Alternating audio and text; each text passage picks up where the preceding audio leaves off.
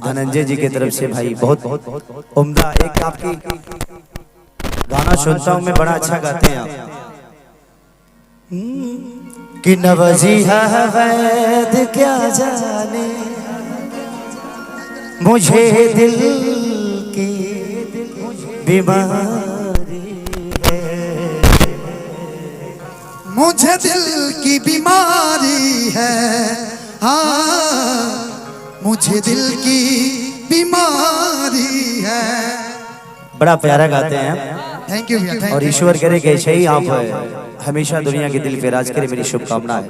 चले देखा उधर, देखिए ये दुनिया में हमने के देवता बहुत ज्यादा बड़े, हिंदू समाज में देवता इतना बड़े कि अगर बारी बारी अगर हमने के बुलाए जाना तो पूरा जीवन बीत जाए, तब हमने के देवता कम ना हुई है, उलाइबे करी उलो रहबे करी।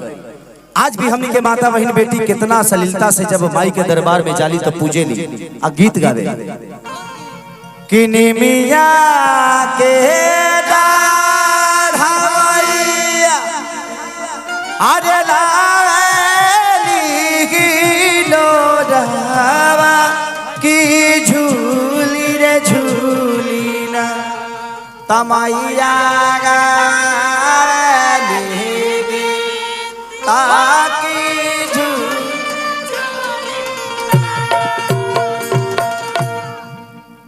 लेकिन आजकल के लड़की जींस पैंट टी शर्ट पहन लेते हैं, हम बुरा नहीं खी बोला।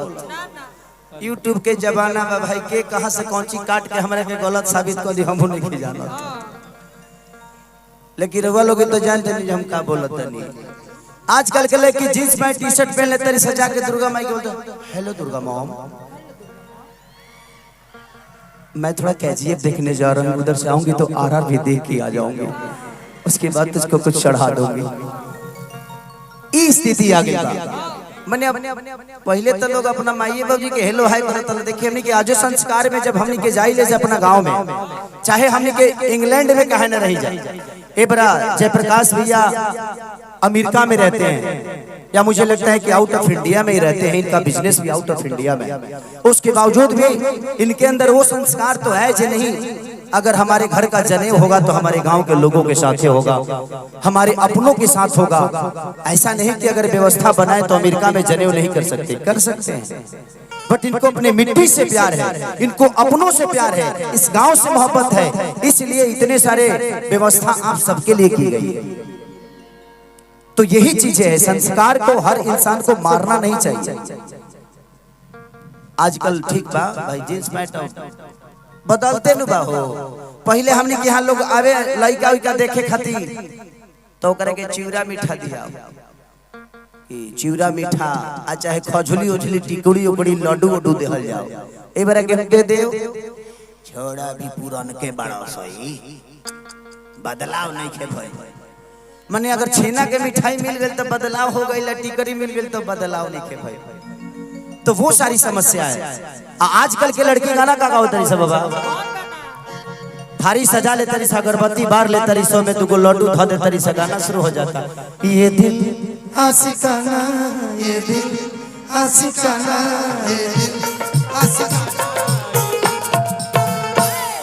माई मंदिर छोड़ के भागल बड़ी सरेह में, अब ये करे दिलासी भइल हमार जहां भइल के पता चला कि नेपाल के भूकंप यूपीओ में दोहरा देहलस।